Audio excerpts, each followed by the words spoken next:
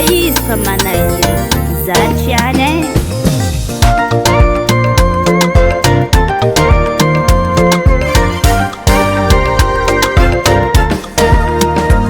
Nadete kulonga engina kativunuko anoko mankadalaza anotimenti suluko azamanzari yulza komboli budia minawe engina kate kubeti tane isumbatwa minawe adi sanadu tivita problemi fesaki minita anata kuveluma veluma velume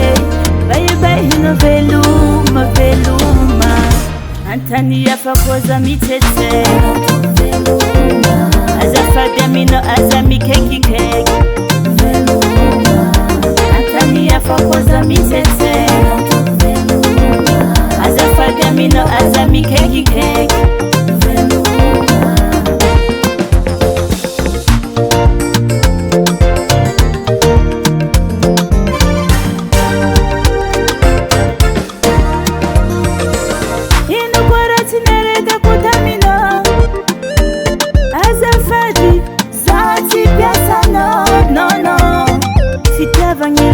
Sifijaliana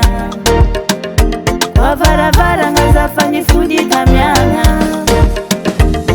adi sanadu tivita problemi fasaki minita anatuku veluma veluma velume bayibahino veluma veluma antani yafakoza mitete azafadamino azami keki keki antani yafakoza mitete azafadamino azami keki keki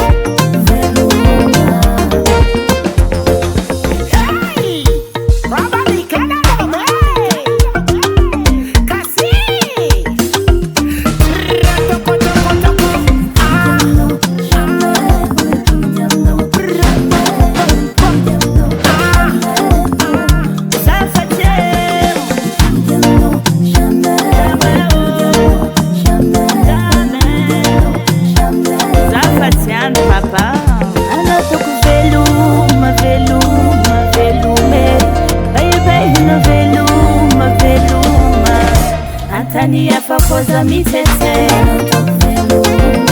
azafadamino azami keki keki antani yafakoza mitete azafadamino azami keki keki